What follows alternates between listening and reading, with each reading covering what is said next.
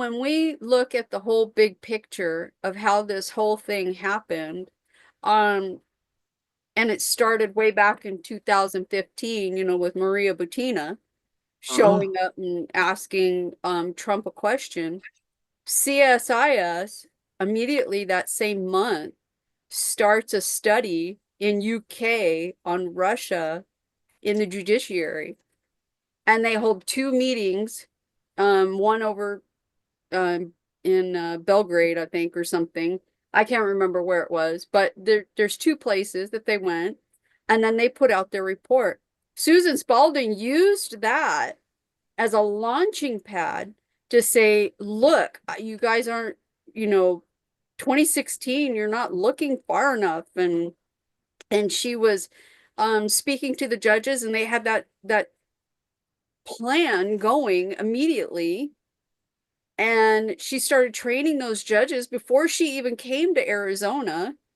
And when they convinced David Byers, I don't know how they convinced David Byers, or Arizona was the one that got chosen, but in that their final report, um she was on video right before um that somebody gave We the People videos of Susan Spalding, one of the only meetings she was at, and she's in there saying, well, here, you need my report.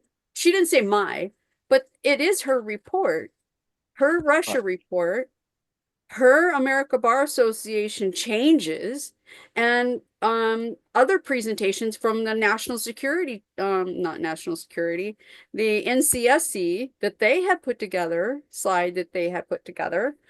So all of it was documents that she had a hand in producing.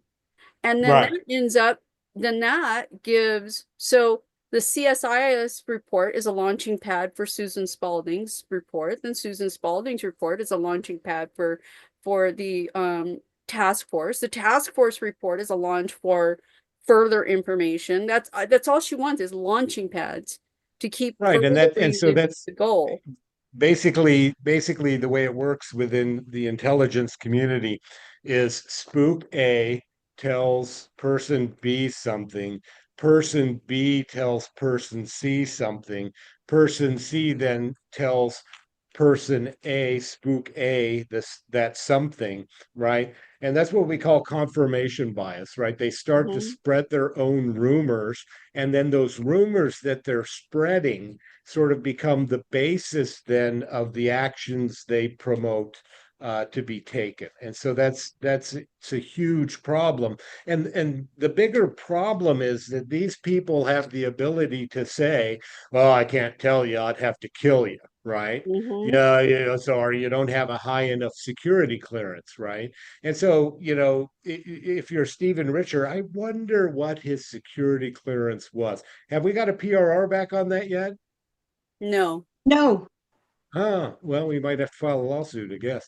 But anyway, I wonder what his security clearance was, and whether or not it was high enough for them to be able to say, "Well, you just have to trust us. We can't tell you where we got this information," right? And that becomes the big problem: is that these people are experts in this field, right? And supposedly experts in this field, and so we can do nothing but trust what they have to say. And I think the American people are about out of trust for anything their federal government really has to say anymore. And it's because they've been lying to us. They've been using this confirmation bias to create things like the anti-Trump Russia report, right? That then become their motive to hold J6. And then the whole J6 committee has its own confirmation biases built Well, in. and And if you then don't they mind, destroy all of the evidence when they're done so they don't wind up going to prison, right? let me And so that's explain what part you of the mean problem. by that, Brian, real quick before you move on.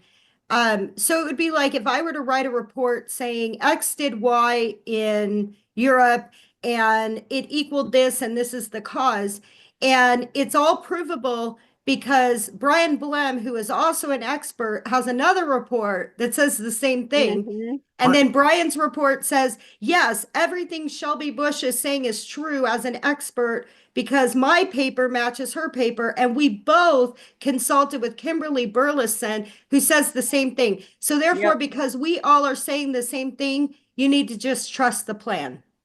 Right. Right. That's Oh, exactly it. But and you know, what's all even, I'm sorry, go ahead. I was no, gonna go ahead. I was gonna say that the funny thing about it is the report that Susan Spalding did all her launching for, all of it in there was provable lies. And Yeah, but the people do not go back. The ones that they're right. pushing this stuff on, they don't go back and Mhm. say, well, was that really true? No, they just keep pushing more stuff on them so that they never look backwards, never Right. question anything backwards. Look at all the sources that Susan Spalding used. They're all That defunct. have all been debunked. Yeah, but that doesn't matter because they'll just continue to come up with something new. Right. And so the old Right. And stuff that so was debunked, oh, but the, that doesn't matter. and so the intelligence community has been lying to us. I think it's been lying to the courts. It's been lying to the American people for a very long time. And a lot of it is to maintain this system, right? I've got on the board here the United States federal government, this big, fat, bloated, happy pig with her little, her little baby suckling on its teats, right? And so how does the system work? So America sort of become this quasi-fascist system over the 20th century as we've emerged out of two major world wars, and the terrorism and whatnot that took place in the late 90s and early 21st century. But how it works now, let's see. How do I get that? Oh, I want to go back. Okay, so this is sort of how it works, right? The military industrial complex is one of these little baby piglets feeding on the teat of the United States federal government, and they have a substantial amount of power. I mean, who sat on that J6 committee and represented Republicans? Why, who was she? Anybody know her name? Yeah, I can't remember her name. She's Nobody, that what's her name? insignificant. I don't remember. She's I'll look it up while affiliated you with continue. Halliburton, I know it's on the tip of my tongue and I can't think of her name. right? I can see her Cheney, face. Liz Oh, Cheney, Liz right? Cheney, that's right. Liz Cheney. She grew up a very, Well, you very said wealthy child. Republican. You said Yeah, right. Republican. It I confused me, had air Brian. quotes. I used air quotes. Come on, I said Republican, right? And so, Liz Cheney, her family, she grew up exceptionally wealthy, right? Very well off, went to the best schools, right? Got the best education, and she's about as big a warmonger as you get. It's pretty easy to support war when you get to send other people kids to do the fighting, especially all those ugly old poor kids from the inner city that you want to get rid of anyway. But she's affiliated, and her family are affiliated with Halliburton. They're part of this military industrial complex that has so much power in the United States and that has the ability to help in this cyclical nature of money that Congress gives to the executive gives to the military industrial complex, and the military industrial complex then has the power, to give money back to help reelect members of Congress that support its cause, right? And you and I don't have that ability because we're all small, poor people. And so these very wealthy people have the ability then to help shape and control Congress. But I mean, it's not it's not limited to the military industrial complex. I mean, we have the medical industrial complex that starts with companies like Pfizer, big pharma, right? Big pharma in the United States that we need to take down because they're actually doing things that destroy our health. But it's big pharma, right, that runs the National Institutes of Health and all of these other federal government organizations that allocate it money and that engage in all of this research for development of new weapons of war, like, of course, COVID-19 and other things. And so, the medical industrial complex is, just like the military industrial complex, it's huge. It's got access to a shit ton of federal government resources that it can then use to help reelect people like Nancy Pelosi, Chuck Schumer, and who's that other Republican that decided to resign? My guess is because the dirt's going to come out, and he doesn't want to get caught in the Senate when he does. Mitch McConnell, Well, what right? about And Bernie so Sanders? yeah, Bernie. Right. Have you been seeing all this posting about Bernie and Elizabeth Warren about this huge rally, 10,000 people, right? Yeah. They're trying to imitate Trump. And most of them are just paid actors that they're flying in, and they just don't have it. And they're trying to take over the remnants of the Democratic Party is what they're doing. But what they're taking over the remnants of, I guess, is this dying beast, because I think the Democratic Party is on its last legs. But this medical industrial complex, hopefully RFK Jr. can get it under control. But we need huge changes in the structure of the federal government as it relates to especially big pharma, and especially these big corporate institutional healthcare providers like Banner, all of these major hospitals where they have the actual power and ability now to deny people the right to get life-saving medical care if they haven't taken an experimental vaccine, right? That in and of itself is Nazi Germany criminal, but it also includes the media, right? The media. The federal government through USAID, especially in foreign countries, was spending a hell of a lot of our taxpayer dollars to control media, right? You got a lot of people in the United States of America right now that are calling for Congress to subsidize the media in the United States, right? That would be the United States federal government, of course, buying promotional advertisements for those currently in office and sort of setting the agenda, which is the antithesis of censorship, censoring speech, right? You would have the government, in Great Britain, they talk about freedom, but the TV channel you can watch is BBC or BBC. And so, I don't know how much freedom that is in the UK. They're also throwing people in jail for their tweets, right? Violating free speech. And so, you know, a lot of the media gets a lot of money from some of these other institutions, and COVID is probably the best example, right? When we had COVID, the United States federal government was giving billions to this medical industrial complex, and the medical industrial complex then would buy advertising on media. But for example, Reuters, right?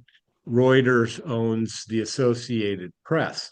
Well, the I think the CEO or president or something like that of Reuters sat on the board of directors for Pfizer, right?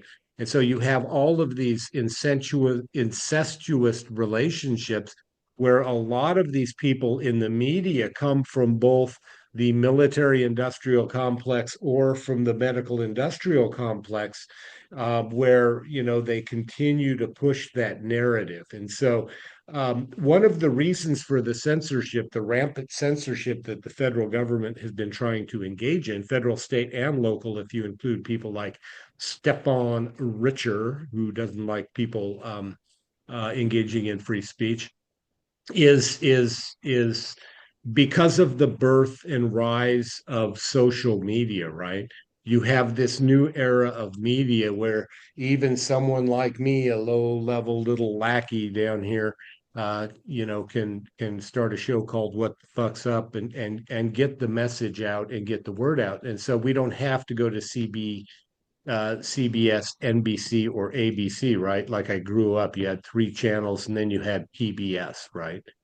Which was propaganda uh, networking. And so all of it's propaganda networking, but you have so many different ways to get the message out now. And X has become the largest news source available to people throughout the world.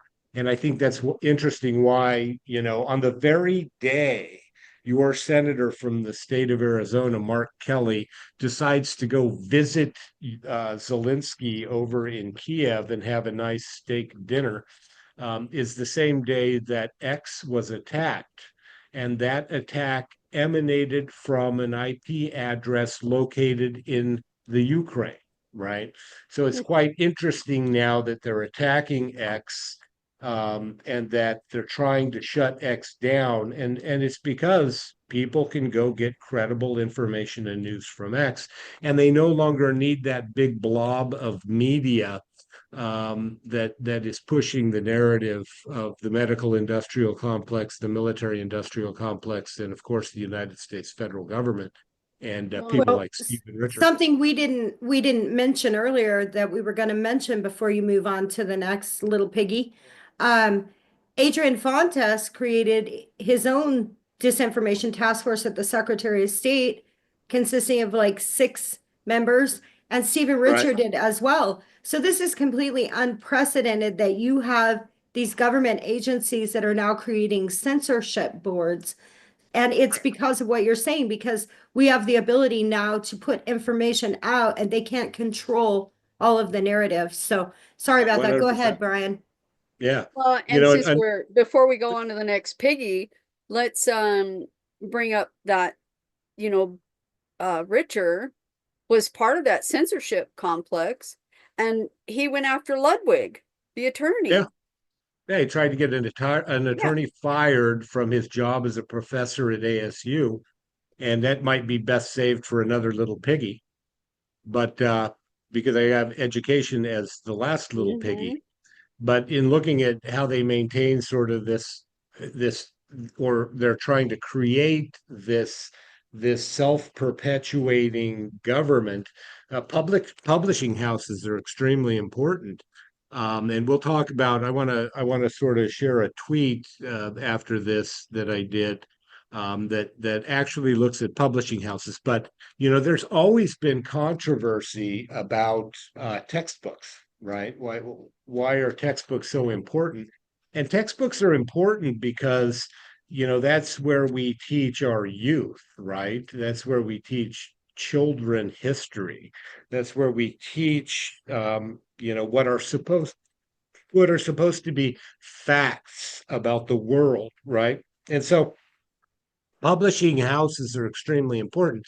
And it's not just textbooks, it's things like Merriam-Webster Dictionary and all of these online publishing resources that they can use to sort of infiltrate and control the narrative about what's taking place in the world in the United States, so that they can, I've done a lot of episodes of What the Fuck's Up on sort of the control of language, right? And how they've sort of flipped the meaning of democracy on its head. You have two types of democracy. You have US democracy historically, which is an input to the political process, right? We, the people, go out and vote to elect representatives who then govern on our behalf and then output government to us, right? And so democracy in the old Soviet system, in the communist style system, the Norm Chomsky system, democracy isn't an input to the political process. It's an output from the political process in terms of how we divide up the goods and services in society and give them to people. And that's what they term democracy. Well, that's what they call democracy now, an output to the political system. And that's why when it comes to your elections, you just need to sit down and shut up, right? Because we're going to output democracy to you, and whoever wins, doesn't matter. We're in control, right? And so that's sort of helping to create this autocratic system by changing our language. And they use publishing houses to help make those changes. But we have education, which is hugely important. One of the reasons why would Stephen Richer target an ASU criminal law professor, right? Also an attorney, is because education, that's where we teach children facts, right? We teach them history, we teach them what's happening in contemporary society and how it relates to the past and how it might relate to the future, right? We're supposed to, with education, be teaching kids how to think rather than teaching them what to think, right? So there's a huge fundamental difference. And so when I taught, I tried to focus on teaching kids how to think, right? Whether it was consistent with my viewpoint or not, as opposed to teaching them what to think. And so Stephen Richard tries to get this guy fired, and you know it didn't work. He didn't get fired. There may have been other implications surrounding that incident, but those are for him to talk about, not for me to talk about. But another little piggy, and this isn't the last little piggy by any stretch of the imagination, but I can't see what it says because it is Entertainment. entertainment, right? Entertainment. How do we reproduce ourselves culturally, right? There are many facets to entertainment, but movies, Red Dawn, Red October, right? You know, both dealing, of course, with the Union Soviet Socialist Republic and the color red, which connotes this violence, right? Blood flowing in the streets and all of this other stuff. As you know, the evil empire, the USSR, that John McCain Institute wants to start a new Cold War with its replacement country, Russia. And so that's part of how we reproduce as society, but part of how they're trying to create this autocracy. And so we know the federal government and all of these spooks have a fairly close relationship with those in the entertainment industry, especially Hollywood movie makers and things of that nature. It's good to see people bucking the trend, right? A lot of these Hollywood actors have said enough's enough. We're going to create our own companies to push our own movies out with our own themes. Like Mel Gibson, is it? He's one of them, and some others that are going to buck that trend. But in terms of how we sort of reproduce society, that's just some of it. Um, and looking at this tweet really quick, right? Right. Merriam-Webster's dictionary. I just looked up autocratic the other day. I like to every now and then look at the dictionary to see if the how they're defining terms is consistent with the way they used to define it when I was a child learning how to read. But, right here, recent examples on the web for the term autocratic, right? Now, remember that the term autocratic is associated with dictatorship, a government's ability to continue itself in power over time, right? Is its more technical meaning. And so they give us an example here. David Axe in Forbes magazine. European leaders are aghast at America's autocratic lurch, right? What that means in its entirety is this, that Donald Trump is taking America down the road to dictatorship. That's what that means. That's exactly 100% what that means. But they now have young children learning about this as they read these examples in the Merriam-Webster dictionary, right? And what I was going to do was I was going to stop by a bookstore, but I forgot, I ran out of time, and I was going to buy an old dictionary, right, to see what examples they used in the past. But let's see here. There's another really good one. This one's funny. This one just blows my mind. Ukrainian President Vladimir Zelensky has been a totemic figure of the West's unified stance against a marauding autocratic Russia, right? Well, what the fuck is Vladimir Zelensky? right? Vladimir Zelensky was essentially put into power by the United States of America through the use of USAID, the U.S. Agency for International Development, which is controlled by the United States Department of State, a very Hillary Clintonified organization, and the Central Intelligence Agency, right? What did he do, though? What did Zelensky do? He got rid of opposition political parties. One is that that's kind of like the very definition of autocratic, isn't it? He got rid of free speech. He shut down the press, right? He canceled presidential elections. What is Vladimir Zelensky? If Vladimir Zelensky is not an autocrat, a dictator, I don't know what is. But so this is sort of the example of how they use these companies, these different corporate, because these are large corporate entities that are tied into the United States federal government, how they use these large corporate entities to sort of change the meaning and definitions of terms over time. And that's I think that's hugely problematic. But I think I might have sort of left a little bit of the main point of this entire presentation for you guys.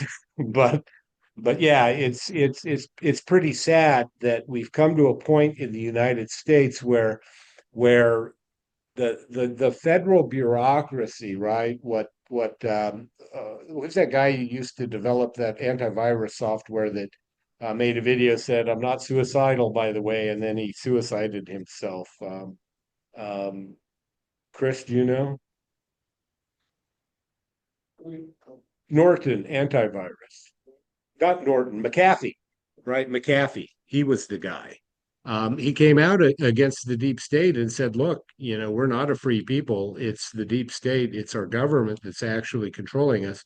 And so what happened in 2015 when Trump beat John McCain in the primary, the national security state, which was very pro John McCain, the State Department very pro John McCain, who have always intervened in our elections throughout the 20th century to sort of maintain control.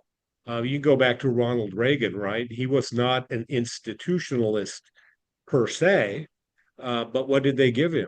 They gave him John Bush or George Bush, right? He used to be the director of the Central Intelligence Agency as his vice president and said, take him or we're not going to support you. So he took him and he sort of became an institutionalist while trying to par government back along a conservative ideology, but he was constrained and hamstrung by these people.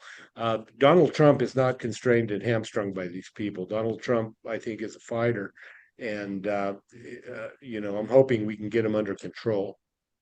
Well, interestingly enough, I just want to go back to Bush, CIA under Reagan. You know who else was really big in the intelligence realm under Reagan at that time is John McCain. John Right. McCain worked very closely with George Bush as the head of the CIA under the Reagan administration. So, it's the same name, same players, like you said, very incestuous. And it's the center of all the controversies for the last several decades. Right. Right. Well, it's my understanding that we're going on 2 hours. Oh my goodness. Yeah. I Are guess we? it's time to wrap it up. Right. And so just really quickly, I mean, what we're going to do is we're going to take little branches sort of from this large overview, and we're going to keep doing these shows. We go live. I think we go live. I'm going to commit us.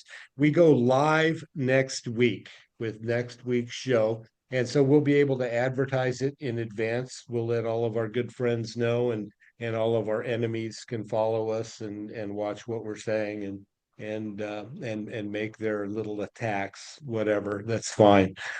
Such is their right to do so. I fight for their right to attack me while they fight to deny me the right to prove them wrong, right? How is that for a freedom-loving individual? And with that, thank you for having me. Thanks, Kim, for being here and for all the wonderful work you do. Because I mean, you're instrumental in us all having a collective better understanding of what the national security state is and what it's been up to with people like Susan Spalding. So thank you. No, you're welcome. It's my pleasure. I'm just like to be helpful. Thank you guys. Have a good one. All Take right. care. Thanks for having Peace. me. Bye. Bye. Yeah.